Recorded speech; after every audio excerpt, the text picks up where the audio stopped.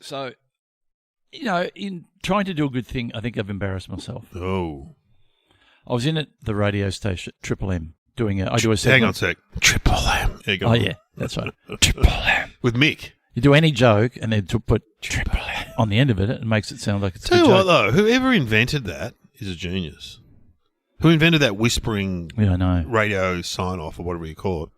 I wonder if that's from America. Often, when we started on Nova, we were like, wow, it's so amazing how they got this new sound and this great playlist. And then we went to America and turned a radio station, exactly the same. Yeah. And then Kate Langbrook's going to the boss, oh, we know what you've done.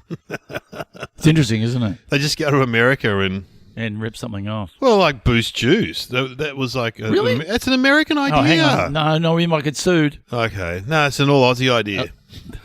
Don't want to get sued. Right. Well, juice shops were big in California, and that's where they got the idea. Anyway, go on. So what happened? You got Triple M. With Mick? I do Sydney radio. Yeah, Mick Malloy. Once a fortnight, pop in there and talk about my life. MG, what a great guy. No, I never met him.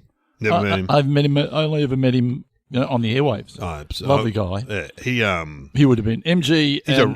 He's a league legend. For Melbourne listeners, he's a NRL. Broke his leg on Russell Crowe's farm doing a charity match. I thought it was Russell Crowe's leg or body or broke his leg on his farm, did he? Yeah, had to wait an hour for the ambulance. So Russell was just giving him VB. Have some VB, mate. Come on, mate. Because no one had any morphine or... Yeah, it was horrific. Anyway, you ask him about it next time. Wow. He may not want to bring it up. But no, he told me. MG told me, so... I saw him I looked him up on YouTube and he's in a boxing match. He had a boxing match with a guy from AFL and I reckon it lasted 20 seconds. Oh, yeah. It's terrible. See, I don't like seeing big men No. belting each other up. I don't like it either. Upsets me. And now, so when you go into this place, all the radio stations and all the podcasts, it's like this Disneyland of podcasts and radio. Yeah. You got one radio station there, you got another one next door, you got another one over there, another. So it's like the Death Star, kind of. Like Star Wars. Kind. But it's all happening. It's all very modern. Yeah. It's all very groovy. Oh, yeah. They move every couple of 5 years to a new building. Why is that? I don't know. Nova's moved too. I don't know. They just all move. But Nova's moved to where Triple M used to be. How funny is that? So really? Yeah, so you walk in there, you go, this used to be Triple M. Yeah. In Melbourne? In Melbourne, yeah. Anyway, go on. Anyway, so I'm in the one building. I thought it's catch-up time. Oh, you're going to say hello to people? Should I not done that? Because Hamish and Andy are probably in there somewhere. Hamish and Andy, no, they weren't there. No, I thought I would do Marty Sheagold. Haven't seen Marty for a while. Yeah. I wasn't sure, because I don't listen to radio. He's in there somewhere. I've been in that building. That's right, it's a rabbit warren. Yeah, I've never seen him. And I said, is Marty Sheagold around here? And they said, yeah, but I'll have to take you. And so, so you are kind of in behind it. When I've done Mick Malloy's show, I've gone in there. Some guys let me in. He just leaves me, and then at the end, I just go, "I'll let myself out." Well, but you could just wander around, couldn't you? Stealing stuff. Well, you can, but then you'll get there'll be certain areas where you'll need one of those little things on your key ring. Pass, yeah. Beep. And sometimes you get in and you can't get out, and then also Marty Sheagold's doing a show. Does he really want to be interrupted by you? Well, you know what I mean? That's what I said. They said, no, it's fine. It's after 9 o'clock. Oh, that's okay. It's probably gone. Yeah. Show and go. But having said that, do you really want to catch up with people? Anyway, that's probably why I embarrassed myself. He would have loved to have seen you. But the mistake I made was I went and they were doing, because after 9 o'clock, they do all their other stuff. The meeting. So what happened was I walked in there and the red light was on and they went, hang on. They're recording. Go in now.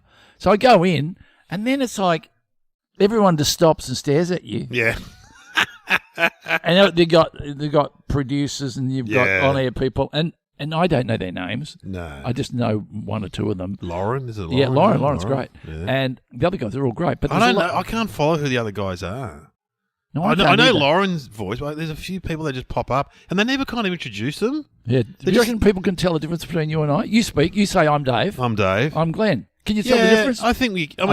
I used to work with Hughesy, but when you work with Hughesy, you start speaking like him. Oh, that's so true. It's so true, isn't it?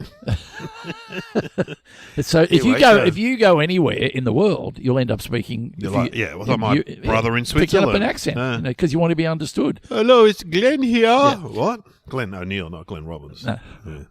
And then it's like, do you want to do an interview? Then they go, hey, we should record something with you. Well, they didn't, but I was willing to. They probably should have. Uh, So then it was like, oh, geez, I didn't bring any stories or anything. So, you know, I did a couple of little quippy things, and I'm thinking, I don't get into a big story because that'll, you know, they're busy. they've got a meeting. They're doing stuff. So then Marty keeps saying, "Good to see you, Glenn." Yeah, no, Marty seemed great. He gave me a hug, stood up, gave me a hug. Good to see you, Glenn. Yeah. That's fuck off.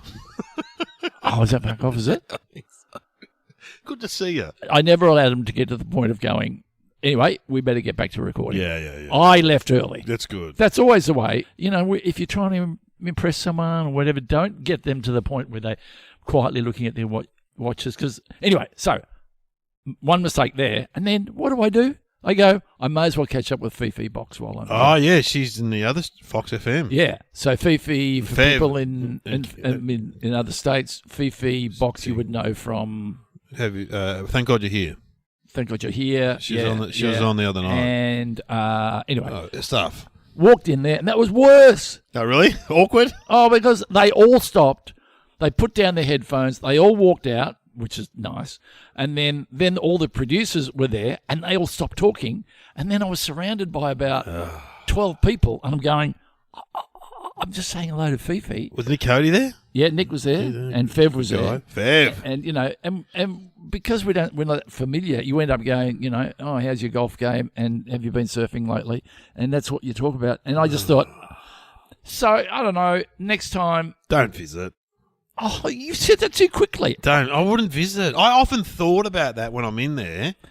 Because I know Marty. I know Cody. You're out there. You're out there. I'm not out there. I've got to catch up with the people. I don't go out. You go out. I've got to catch up with the people when I can. I haven't seen Marty for months. Fifi haven't seen for years. Yeah. But I hear your point. So next time, I won't visit anybody. Don't visit. No. So, I mean, I don't know. If you see someone, give them a wave. You know what I mean? No, I think next time, make a challenge for yourself. Go visit someone you don't know. Just walk into the sales team and go, hey, guys, how's everyone? I find that I spend all my money that I should be spending on radio, on air. All energy goes into the conversations around the conversation. Yeah, then when you get on air, you're worn out. It's true. Yeah. That's true. Anyway, don't make the same mistake. Look, let's just say someone works where. Say you're in Canberra and you're visiting Parliament House. Oh, I know a politician. Yeah. Would you go and knock? I would. I absolutely would. Yeah, so would you? Yeah. Well, that's not appropriate. No, it's not appropriate, but if they're busy, they're busy. You got to get you got to get the sus. I've walked past radio studios, looked in and gone, oh, they're too busy, and just kept walking. You know, just give them a wave, kept walking. No, so now I feel really bad. Now I'm just feeling worse. Mate, now I've just really embarrassed myself. Right. Now, and I said to them, they've all been up early. They just want to go home. I know. I don't want to have to Here comes do the Glenn. Here comes you know Glenn what's Robbins hard again. work when you're on radio and then you got to chit chat. Oh, and the meetings used to drive me mad with Yeah. the management. Yeah. Okay, guys, today let's just go through what happened. Yeah, no, with management. 8 yeah. o'clock, Husey, you said you had a clean up. Don't say that, mate. That's not relatable to people in Croydon.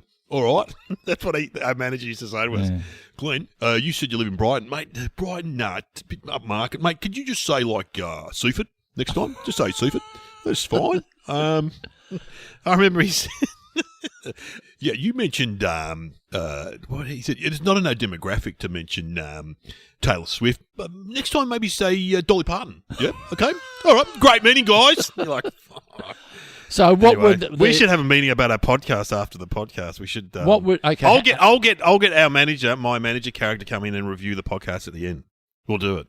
Oh, that's a good idea. Okay. Yeah. Right. And how would we, the on-air manager, tell us to throw to the music track now? You go, guys, mate. Enough chit chat, mate. People in like Parramatta and Croydon, they're getting out of their car now. It's so boring what you guys are talking And when about. you hear the theme coming through, You know. shut up. Shut up! Here it comes. All right.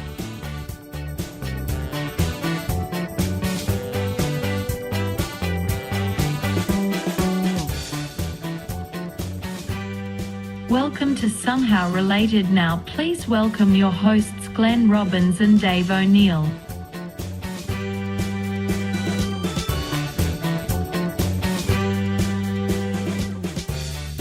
Anyway, here we are. Welcome to the podcast. Somehow related. Yeah, but I dare say you're going to give a cheerio to all your new friends you made Perth. in Perth. I'll do that next time. I'll do that. I was just come back from Perth, but we'll talk about Perth next time. What do you mean, next week? Yeah, next week we'll talk It'll about be Perth. weeks away. That's okay. Okay, do it then. Fine. We'll do it then. Yeah. But, I've met so many fans around the country. This podcast is huge. You have no idea. What do you mean I have no idea about anything, really. I'm so out of touch. You know what? Taylor Swift has booked the MCG for, 5 nights. We should just book the 6th night and just say, leave all your equipment up. We'll go on and do a podcast. Two sad old men will get up, waddle onto the stage and tell a few... Boo! Where's Taylor? What the hell is this bullshit? Anyway. Boo! What the fuck? Boo! Anyway, we get 2 topics, and we've got to work out how... Let's just get the topics. We've crapped on it for quite a bit, actually. What do you mean crapped on? I told a story about my life. I wanted some help. I wanted you to care. I've shamed you. And then to say, oh, no, that was a nice thing to do. You've gone, no, don't do it again. Publicly shamed you. What are the topics there, Sam? Hot dogs and scorecards. Oh, well, anyone who knows me knows that I worked in the hot dog industry. Well, you've talked about it several times on this very podcast. I worked in a hot dog shop. Hang on. I think you're trumpeting up a bit much. The hot dog industry? That's it, right. Yeah, the industry. I think you worked in a hot dog shop. You weren't in the industry. You weren't down there buying the hot dogs, bringing them in. You weren't negotiating bread deals. No. But I worked there for like a few years, off and on, for Dudley Kane, his name was, in Toorak. But you haven't in the past painted a very admirable picture of Dudley Kane. Of Dudley, if you are listening, and he may well be listening. No, surely. His son might be listening. He worked there. He was a nice guy. What was the name of the hot dog place? Electro Hot Dogs. And where was it? Toorak Road, South Yarra. So for people that don't know... It was just off Toorak Road, wasn't it? No, it was on Toorak Road opposite the Fun Factory. I know that one. I've been there. Yeah, and there was like Mr. Squeeze on the corner and the shawarma joint next door. And you would have worked to early hours of the morning. Yeah. So we worked Saturday night 8 till 4, Friday night 8 till 4, and then 4 o'clock in the morning. Oh, because that area in the 80s was booming with nightclubs and stuff, and they had comedy on it. You would have done it, the Kamikaze Cafe. Yeah, it was an interesting room. Because often Slim Whittle would be riding a unicycle around or something. He used to get the audience to go and stand up, look out the window. He'd go and get on a bike, and he'd ride past, do bike tricks. Yeah. No hands, standing on the bar. Yeah. You know. Because, of course, I knew him from... Fantastic. He was a comedian in the 70s. He passed away, didn't he? Yeah. May rest in peace. He's very funny. He was one of the first I ever saw. Oh, same here. And he used to sing that song, I Ate the Yabby That Ate Don McKay. Or his other great one, I love that country music. I was going to say that. We can't say that. Yeah. No, we're talking about country music. Yeah, he used to repeat the word. Yeah, country music. I'm not going to do it. I can't bring myself to do it. And he used to come on stage. No, that was his mate, Con Marasco, with the Truth newspaper, and hit someone on the head and go, see, the truth hurts. That was his... But they were legends to me, those guys, because I used to hear them on the radio on Punter to Punter. But anyway, so I worked in the hot dog shop, which I got the job. I think I saw it at Teachers College, just up on a wall, like a little ad. And then I went to work there, and then my twin brother got a job there. One of the other guys we live with, Wookie, got a job. Heaps of us got jobs there. If they ever do a movie about your life, would that be an episode? Yeah. I reckon that'd be pre-credits. Opening scene in the hot dog shop, because it'll go from where you were to where you are now. Yeah. There'll be some sort of thing that'll kick you into the opening You know what will credits. happen? It will show me in the hot dog shop serving people all 80s hair. Yeah. Because we used to get like the guys from Pseudo Echo coming in. It was exciting for me. Brian I remember the Uncanny X-Men, Brian Mannix. Saw Brian the other day at the airport. He was I thought he didn't like me. He was very chatty. No, he's a good guy, Brian. Yeah. He's moved to the Goldie, mate. Yeah. Anyway, and then it would cut to me now singing in a car outside the hot dog shop crying, I reckon. Because you've done something wrong. Something's happened that I'm But you never did in the real life, in the real world, cry, did you? No. You nearly did. In the hot dog shop? Yeah, I thought it'd be some sort of joke where you accidentally, you want sauce on that and you've squeezed the thing and you squirted a customer or something. Me and my twin brother worked there and we both met girlfriends there. And my mate had a theory that it was the phallic thing of the dog going in the roll that attracted women. So subliminally, you were seen as a dog I don't know. The girl I met, Cindy, worked there, and she was quite alternative. She used to dress up as like Boy George, and she used to dress up in costumes. Not in costumes, but to go night. Hello. She was great fun, but she lived in the same suburb that I grew up in. I never met her, but she lived across the railway line and was a Catholic, so I didn't know her. I knew people that knew her, you know what I mean? But it was bizarre to work in this hot dog shop. You should write a song about she lived across the railway line. She was a little Catholic. Catholic girl. And then my brother Glenn was working there, and these two girls came in and would come in regularly, and he's like, oh, these girls keep coming in. So he'd give her a free sausage? Yeah, free Frankfurter? And he's like, these girls, they're kind of posh. He's like, they're probably from Toorak, I reckon, these girls, which is the rich area. Yeah. They were from Knoxfield, which is further out than Mitcham, where we were from. Nothing wrong with that. No, nothing wrong with that. No? But we're all from somewhere, but it was a great fun job. I wouldn't say it was fun. Yeah, it was fun. Like when you're 18. You must, but now, surely you were traumatized. Now if you look at a hot dog, you must be traumatized. Of course. And on the job, if you were hungry, would you eat a hot dog? Mate, the first night I ate about 4. Oh, God. And then I got so sick of them. I'm feeling sick just thinking about 4. Oh, they were tasty though. And we had like about 12 different sauces. Indigestion in a little red bag. Oh. That's what they are. But I was sacked. Because they thought you were... stealing the rolls and selling them to the opposition shop. Yeah. When in fact, I was just eating them. And then Glenn, my twin brother, left the hot dog shop to work for the Red Cross full time. And so Very similar. And so I went back and worked as him. And Dudley... Oh, so you were, after you were sacked, you were able to go back under another guy. At work as Glenn. And then Dudley would turn up and he'd go, didn't I sack you? I go, no, that was my brother. Oh, he's a dirty dog eating those rolls. Yeah, I can't believe you did that. Yeah, I knew he was up to no good. And then his wife would go, that's not Glenn. That's David. He's like, are you sure you're Glenn? I'm like, yeah, I'm Glenn. David's gone. So if we stood you side by side now, you and your twin brother. He's coming out soon, actually. You'll get to meet him. He is very skinny. He's skinnier than you. Last weigh-in, he was 76 kilos. I was 106. So I'm 74. Yeah, you're very similar weight. Yeah, actually. But you're how tall is he? 6. What's his BMI? I don't know what my BMI is, but I'm not that far off obese. I know. That's what he went to a doctor, and the doctor said you got to lose more weight. He goes, "Where from? I've got no fat on me." That's what you've got no fat on you. I have. I had a look the other day. My stomach, skinny legs, skinny arms. Mate, what's your BMI? You drive an Audi. That's your Yeah. Anyway, I was an expert on hot dogs. Absolutely. Are there different types? Well, no, but what we used to sell were just Savaloys, which are pork based, and now you can get like beef ones and vegan ones and stuff. Is there a company that was notorious for frankfurters? Yeah, Don. Oh, yes. Don. Don is good. We had Don ones, and they were the best. I tell you what, occasionally we get hot dogs and cook them at home, like when we watch the footy sometimes, the little boys.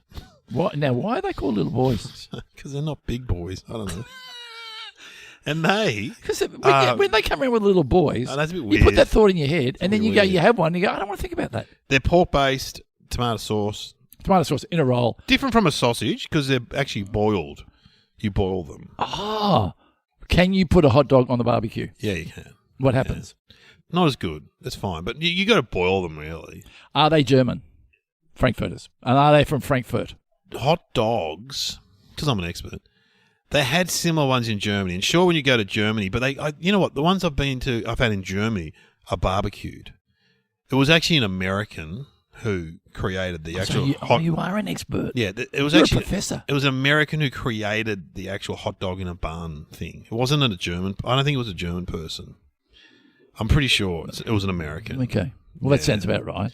Yeah, but, because in the 80s, hot dogs were huge. You'd go to a nightclub, there'd be a hot dog van. Yeah, they're not so big now, aren't they? Because now would be there were vans everywhere, especially around nightclubs. Someone famous worked in a hot dog van. Dan Andrews, former premier. Premier of he worked in a hot dog. I'm sure it was him. I mean, he would have been the same age as you. Imagine him. He'd be pretty strict with no, you cannot have sauce with that. You can only have one sauce. Step to the back of queue, sir. Oh, we're locking it down. Imagine him in the... I'm not taking questions on any sauces today. I'm not here to talk about those type of sausages. I'm only here to talk about what is on the menu for this evening. It's barbecue, tomato, cheese, and that is it. Yeah. No, sir, you cannot have mint jelly. But we had all these sauces at Electro Hot Dogs. Because that was kind of the selling point, wasn't it? Yeah, you could have 12 different sauces. Yeah. But the best one was cream cheese and tomato sauce and a bit of mustard. Whoa. Well, like my friend, we had hot dogs at the halfway house at the golf course, and he got a hot dog, and then he went to put sauce on it, and ended up putting suntan cream all over his because it looked like Yeah, it looks like cream sauce. cheese. Yeah, And then you find out when you bite into your sausage that it's actually, I mean, not a bad thing to put on if it was a bit burnt. No, that's not a good joke, is it? No, that's not a good joke. So the history of them is a bit blurry. I think it's sausages. Savoy's are German, but I think And it's they're American. bigger in the US than they are here. Yeah, well, have you had like a New York hot dog when off the street? You got to have one of those I have. dirty hot dogs. Yeah. They're not great. Why are they called dirty? I don't know. I mean, I saw a thing the other day on the internet. Anthony Bourdain, who's obviously passed away, but he did a thing on when you come to New York, you've got to have a street hot dog. Yeah. And like I had one, and was like, ugh, they're kind of small and not that good. Letterman did a segment on it David Letterman, where he went out to I one. don't know any other Lettermans. Oh, Philip Letterman? No, I don't. Craig Letterman. Craig. He's Craig Letterman. He did a segment where he said, I don't like it when they touch the sausage with their finger. Oh, yeah, true. Because what do you got? You got a napkin. Then you got the roll. Then you've got the roll, which over here we had skewers. Over there, it's cut open. Yeah. And then he closed it over, and he was hanging on. He was holding the sausage in place with his fingers. Don't touch the sausage. Yeah, Don't right. touch the Frankfurter. Yeah. So I'm very aware of it. I'm just trying to think if you go to Bunnings now. No, but we cut them open. We mainly, I mean, at Electro, we had the skewers where you would put, like you said. That's what I'm saying. Yeah, but at Any point would you touch it with your fingers? not the Savoy, no. No, not the Savoy. No. You were Tong Kings, weren't you? Yeah. King of the Tongs. Yeah. And when you applied the And sauce... also, what you do, you would put the bread roll on the spike, which was heated up, with a paper bag around it. This is another good point. Yeah. Bag goes on. How do you get the bread into the bag? Oh, I think you do touch it. See? Yeah. See? I think you do touch it. So there- Whatever. Yeah, well, I mean... Germs are good. Yeah, I guess so. And did the sauce ever make an inappropriate noise when you squirted it? Yeah. And did you all laugh when that happened? Yeah, and then sometimes the sauce would go into the bag and break. That was bad. Because you know what happens with those, what do you call it, appliers? What do you call it? The press down ones. Yeah. A bit gets dried on the side. So and one that hasn't been used very often gets dried. And then when you hit it, it squirts right out to the side. Crazy. Yeah. Hot dogs. Oh, God, I can't remember the last time I had one, I got to say. You know what revolts me? What, hot dog water? Oh, yes, I didn't even think of that. If you're walking down, especially in Melbourne, in the city, they've got Bay Marie's and they've got one hot dog in that red water, and you go, oh, I'm not eating that. What? Well, just on that, I think it was Limo tells a story in boarding school. They would have hot dog water soup. They would the canteen ladies would serve it up as soup.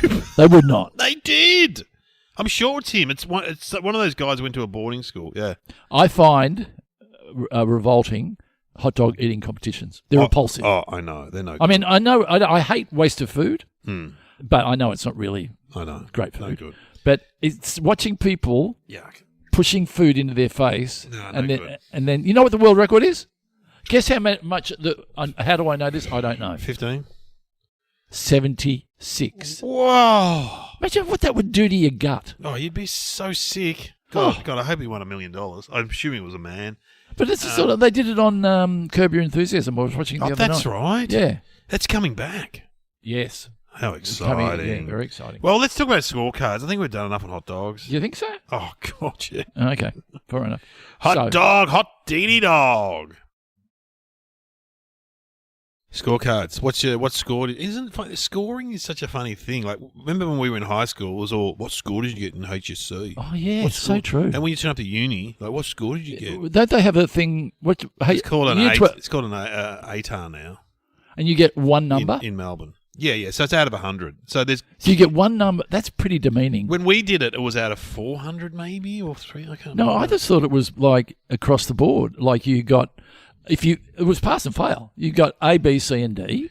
Yeah, but then there was a number. Maybe not in your generation, but my generation, there was a number. You had 5 subjects, and if you only passed 2, you failed. Yeah, that's right. And you had to pass English. If you had pass English, Nah. and then you had the other ones. And I think I failed social studies and the weird part was my buddy who took up social studies halfway through because he dropped out of general maths said, "Can I borrow your notes?" And he studied my notes and got better marks than me. It's annoying. I can still remember my HSC score. It was 288. Yeah, no, I don't have a score. And my twin brother got a bit less than me, and my older brother, Trev, got 307 or something. He got into law. So you guys, that's in your DNA. What? Smarty pants. Not that smart. What do you, Come off. you're smart. You know. You've just given a lecture to the world on hot dogs. Hot dogs, exactly. Yeah. That's what smart people Useless do. information. But no, score, and then you go to uni, like, what score did you get? What score did you get? Anything over 300 in my day was, like, really smart. Like, now you get 99. You see guys in the paper. Well, I know, like, I remember hearing... And if you get in the 90s now... If the 90s... In Victoria... And the big ones are medicine... Law. Yeah. What? Dentistry, I suppose? Yeah. And you know what's right up there? Journalism. Really? Yeah, which I found surprising. But it's 90... back in the day, it was like early 90s. Journalism's dropped off a bit now. Oh, is it? Yeah, I think so, yeah. You don't have to be that good to get into journalism. Well, no, there's not. Journalism is one of those careers that's been affected by the internet. You know what I mean? Oh, so there isn't jobs. There's not as enough. In the 70s, and Adam Zwar, friend of the show, he was a journalist at the Herald Sun and the Brisbane Courier Mail. Will Anderson, journalist? Will Anderson was a journalist. And back in those days when those guys started, Adam Zwar said it was a really prestigious sort of job. He goes, now... Like, he's got mates that just work on the Daily Mail website, you know, looking at people's tweets going, oh, quick, Tommy a little tweeted about this. Let's do a story on that. That. If you want to read Tweet World without getting into Tweet World, that's all you Daily do. Mail. Yeah. So it's just, unfortunately, I mean, obviously there's some excellent journalists still working at the ABC and whatever, but, you know. The problem is, if you're writing good stuff, then no one really wants to buy it because, That's right. because they can get it elsewhere. So, scorecards. Scorecards. Oh, you know where scores were big? When you get the top score on the Space Invaders machine or the Galaga machine. Oh, if you go down to the milk bar. Oh, yeah, and you play it, and then it would list the That's top true. scores, and it'd be Yeah. like, they're big guys, you know, like Greg C. Like, oh, that's Greg Cheese. That's Greg Cheeseman. Oh, my God, he's got the top score. And then there's like Rocky second. And you just wanted to try and get on that. That's so true. Yeah, you got to put your name in, you know, top score. And then people get pissed off and they get Space knocked off the Invaders. top. What's your... And what? that's everyone that played that machine, yeah? Yeah, but only the people that did really well got to put their name. It was like the top 5 people. Yep. So me or you could go down there now and play some machine, but we wouldn't get it. You know what I mean? You got to be good at it. Yeah. What's your score? And Your top score? now you can play those games around the world. Yeah, online. Yeah. And someone I won't mention who's in my life got to number 2 in a game she was playing. Wow. In the world. I think That's amazing. she would probably correct me. But it was like, that's incredible. Yeah. So no wonder people, and then people take it up as a career. Yeah. And then people view them playing. I know my son goes, I'm watching Spoon Kid or some guy play some computer game. You're like... It's like watching sports, so it's fair enough, I guess. I suppose so. But all you're just watching his fingers. I get a stiff neck and I get stressed. I don't play. I've never really played them. I'm just from that generation that missed out on computer games. I think they're all the same. Because if you do like James Bond or you do a new character from the movies now, they're all the same. They run, then they climb walls. And they shoot. Then they shoot. And Well, then- my and son's then they like, look Dad, around. you don't understand computer games. You learn so much, and every time I walk past, he's killing people. Like, just taking You learn so much. out babies and old ladies in some game. It's like, oh, yeah, that looks great. terrible, isn't it? You're learning stuff. But I used to do the joke, which I brought back in Perth because they have a time zone over there, which is the pinball parlour. Well, we take the grandchild one. the time zone. And because my son's like, oh, only geniuses play computer games. And my joke is, oh, yeah, often you see the professors from Melbourne Uni wandering down to recruit their new PhD Yeah, just students. to tune up a little bit on the Who's got the highest score on Space Invaders? Yeah, You're in this. You're in the program. Come on, Yeah. step forward. When are the scores? What are the scores? Well, I guess the obvious one is sport. Footy, yeah. But was that a scorecard? I'm thinking scorecards where you have a bit of paper Yeah. and you write it down. And cricket had a score book. Yes. Let's see. One of my sons does basketball, and they have a score. They have scorecards, or they have a scoring system.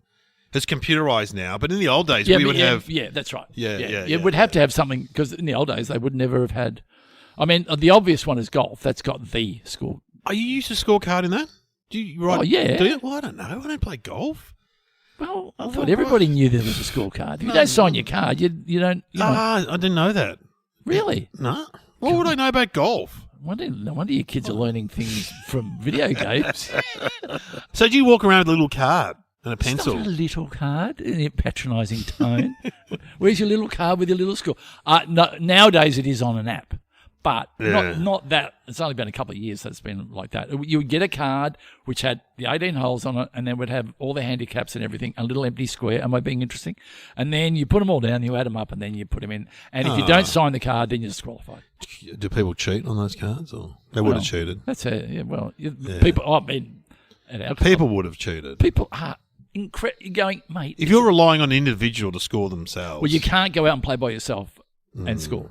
Because then, if you and I play together, you fill my card in and I fill your card in. But you keep your own score on my card and I keep my own score on your card. Then at the end, we swap cards and you sign yours and put it in. It's like when I've hosted a few trivia nights and people can't correct their own. Because you get scores in that. You know, you score on the Can't trivia correct night. their own what?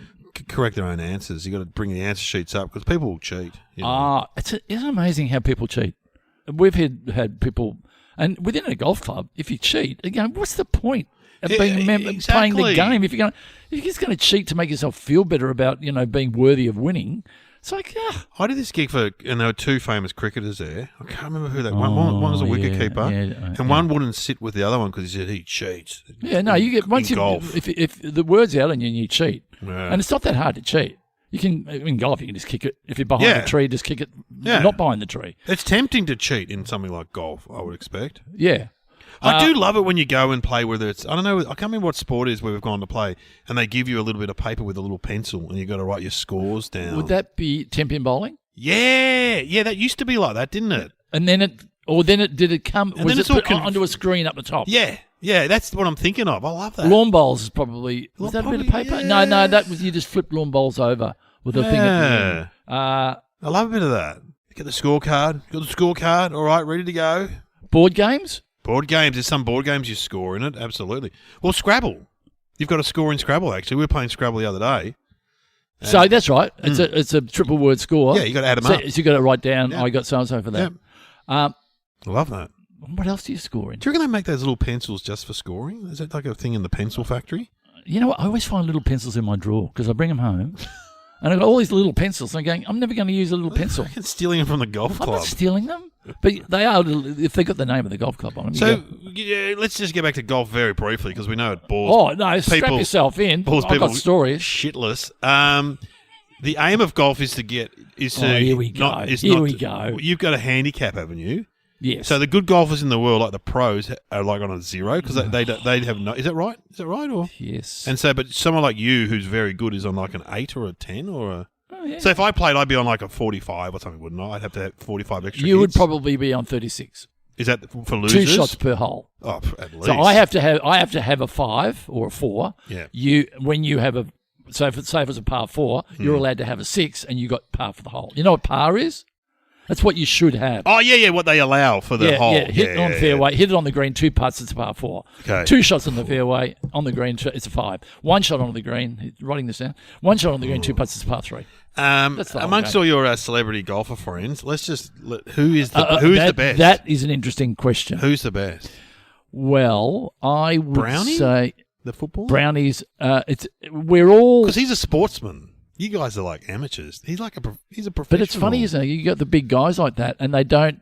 It's all about using your body correctly as opposed to using big muscles. Just because you got big muscles doesn't mean you're going to hit the ball hard. It's all about leverage and. When I did a gig the other day with Ricky Ponting, whatever. He's a very good golfer. He could turn pro. Yeah, he's little though.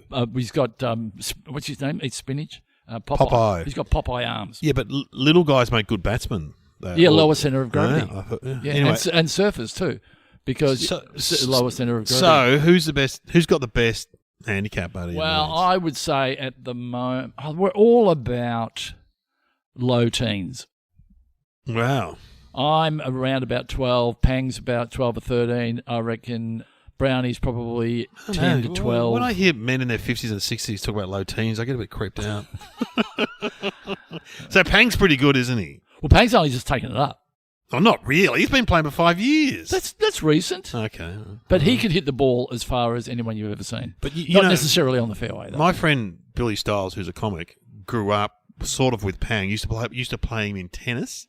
Oh, he used to play him in football. Yeah. And said Pang was they used to call him the orchid in football because he needed perfect conditions to flourish. Yes. But he said he would do at least one amazing thing in front of the goals in a footy game. Like pull his pants down or something. Like kick a goal. Oh, right. So Pangy's actually a very good sportsman, I believe. I know he is. I mean, it's all about hand-eye coordination. Yeah. It's all about strength. Well, I reckon timing. Ash Barty could be a pro golfer Yeah. because Yeah. she's just so good. It's funny, at it. you know, because a lot of people think they're really good. Because there are a lot of good people who can do much better than you when you think you're good. It's when you play a bit and then you get amongst people who are really good, you go, oh my God, I'm so much not like, and nowhere near it could I turn professional. Not that I was ever thinking of it. Problem with golf though, it attracts wankers, doesn't it? Like rich dudes that Oh, I'm getting beaten up today. every time I do a golf club, and the last one I did didn't go well.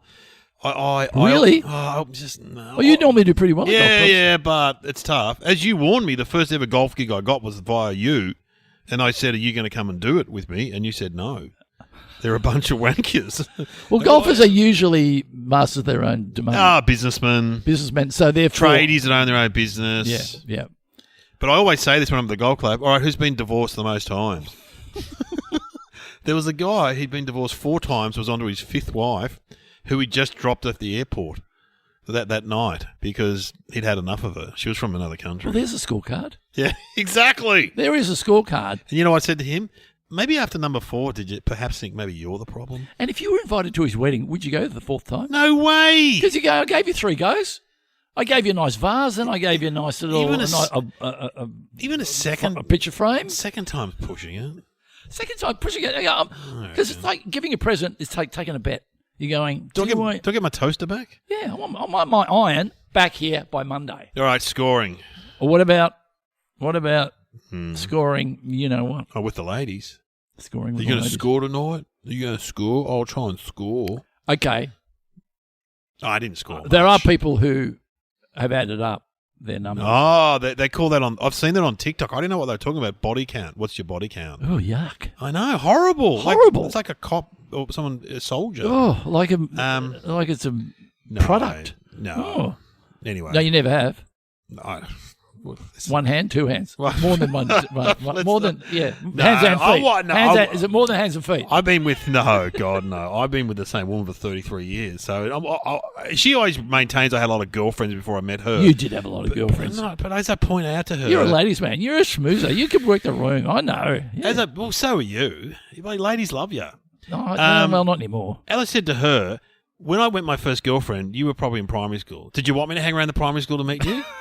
No. So I had to go with a girl that was age appropriate when I was 18. I couldn't go out with you. You were 5 years younger than me. So I can't hang outside grade 6. I was watching one of those shows, that show that Kate Langbrook Oh, yeah. What was hosted, that? which was about old people getting together, Yeah, and the their baby boomers getting it on. And the kids approving of them or something. Yeah, my mum, your dad. Yeah, Which yeah. even in the title is a little bit, my mum, your dad, my mum. What's going on there? Creepy. But one of the guys in the promo was saying that he'd been with A lot of women. Yeah, how many have you been with? And he goes, oh, I forget what he said, but it was like 300 or something. Yeah, but that's, to me, he'd have a disease. You cannot... Mental disease? No, he'd have something going on downstairs, wouldn't he? Oh, yeah, that's... He'd have crabs at the very least, or herpes. You'd reckon 3. Is that wrong? Is that bad? You get a cream for that. But, you hear of stories like that. You know. Yeah, I would say, in other words, if he would, but he might not be, But surely after a while, when you get to number 50, it would start to blur, or you're just like... I think it becomes about, not so much about the sex, it becomes about... Power. It does. And it becomes about, I only value myself when I am triumphing. I think when we used to go out in our 20s and try and meet girls, none of us were any good at it. No, we weren't either. No, but there was always one guy who was really good at it, and he was focused. And he had a strategy. These guys, they had a strategy, you know what I mean? And he would always pick up because he was really focused. He worked it. Whereas, we were just trying to have a good time. You know what I mean? You know the trick to it? The trick to it was be seen to be having a good time rather than trying to impress the girl. Just allow her to see you, not being a dickhead, but making people laugh, being interesting, and then you lean over, you nip over and say a quick hello, and then you exit. You don't hang around. Right. And then go over to another group and entertain them. And go, he's entertaining. Well, I read that book, the Game or whatever. I think that was into the game. I interviewed that guy, so I had to Really? Yeah, we interviewed him on the radio. It's pretty scary, wasn't it? Oh, it's just a bit sad about how to target women. It's just like tragic. It's like one of these things was learn magic tricks. Like what? Why don't you just be a nice person? Be a nice person, and you'll meet someone. You know what I mean? Nice guys don't always win. Yeah, true, but you don't have to do magic. You don't be David Copperfield. Yeah. Watch me pull this rabbit out of a hat. Anyway, I think we're done enough. Oh, but I'm just trying to think. Surely there are other things, other areas. Score. Well, I do.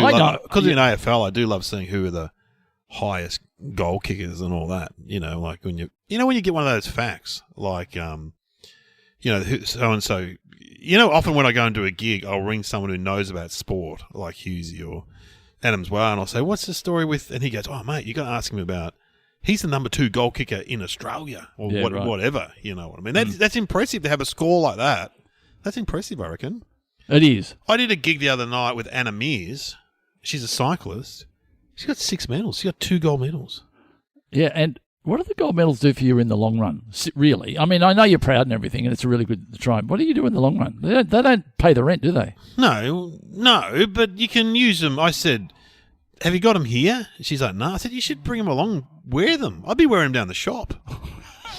And here comes Dave. Yeah, check me out. Even I had a bronze medal. So if you got a medal for hot dog creation, you would maybe not that. Yeah. So do you? I'm just trying to think. I knew a guy once that if you're on TV, he would keep a scorecard on you, how many laughs you got, and how many rounds of applause. Yeah, that's, you know what? As a comedian, when I started, I used to give myself a score. You can just out of 10. Yeah. Well, that's a good thing to do. I think that's a good thing I do. You got to be aware of your pitfalls and your strengths and stuff. But giving someone else a score is not really right. Because I'm having a lot of success at the moment with my game, my party game. I've told you about that, haven't I? Score Your Life.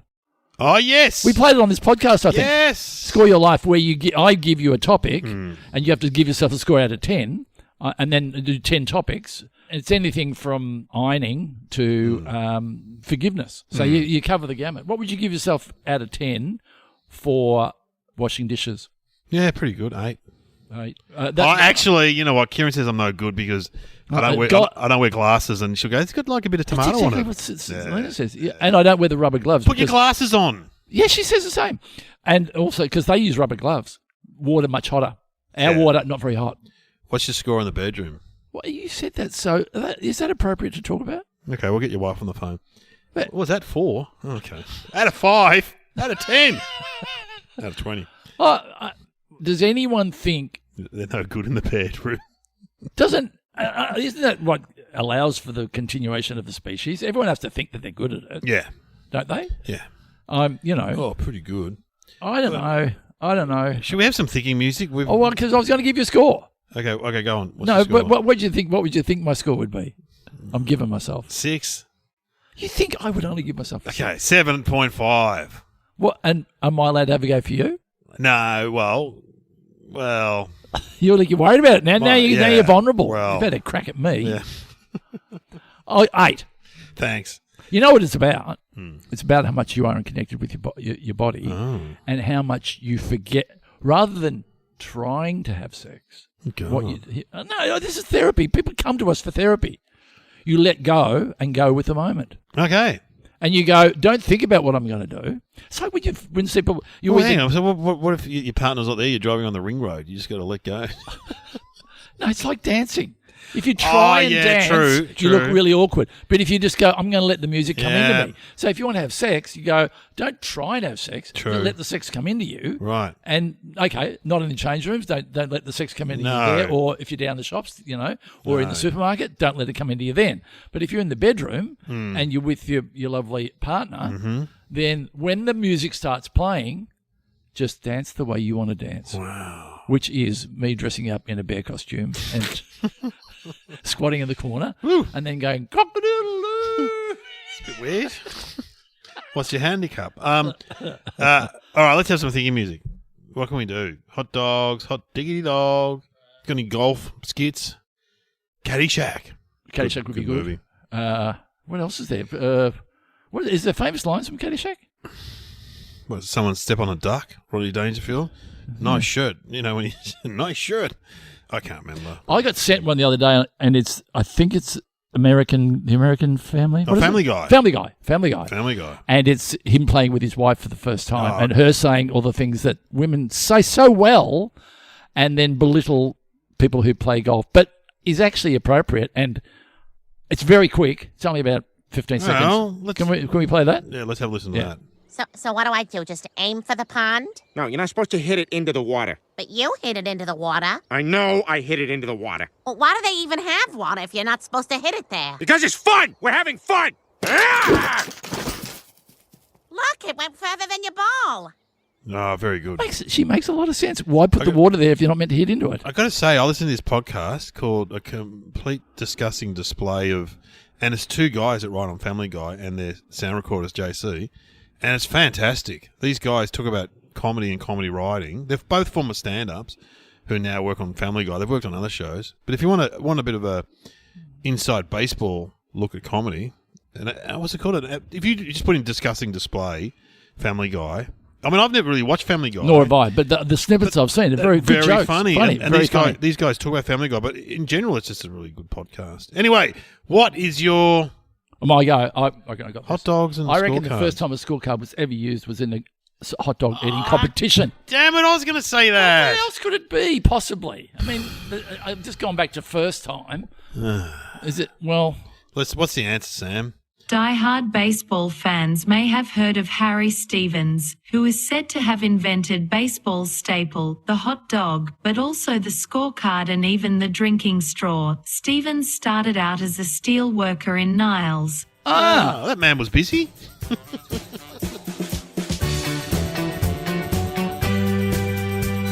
You have been listening to Somehow Related with Glenn Robbins and Dave O'Neill.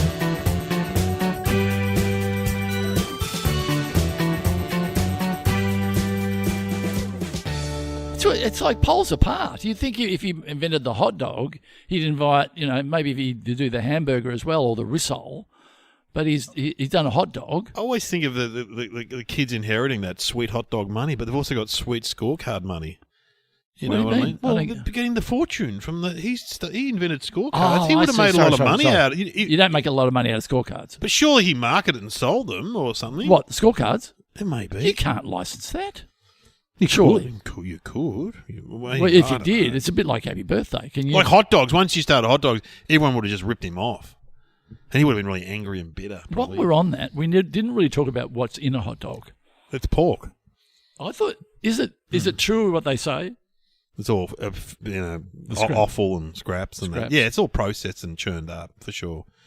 We would just get them delivered, like big. They're all Don ones in big packets, yeah. But I assume they're like a sausage, basically. But they said that they used to sweep it up and then put it in, and they called it a sawdust. Yeah. Anyway, we've got to stop. We've got our boss in now. He's gonna critique the show, like we've just done a radio show. Oh, really? Yeah, Is that really going to happen? Yeah, that was. Well, okay. Come in, mate. Yeah, g'day, guys. Just had a bit of listen. Number one, Glenn, enough golf shit.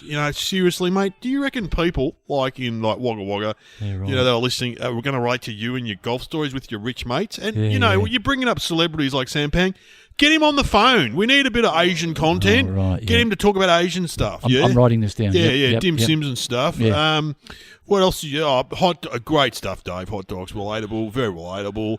Hot dogs. Did I say anything interesting? Mate, too much golf stuff, seriously. Like, But don't you like the anecdote stuff when I bring a bit of showbiz in and that sort of stuff? Mate, love a bit of the showbiz, but you don't go far enough. You know what I mean? You're like, this person, that person. You got to say, Mick Malloy, I'm just making this up. Mick Malloy, I saw him once with his pants down, and he was, there was a goat. That's what we need. We need stuff that's going to make the Daily Mail. Well, can I say, what's your name again? My name's Brad. Brad. Can I just say, enlightening summing up of what we did? Yeah. And can I say what I say to most people who come and give me creative who aren't creative? Yeah, what's that? Brad? Yep. Go fuck yourself. Anyway, I've got to go critique Tony Martin's podcast. So, see you soon, guys. Great work. I'm off to Perth.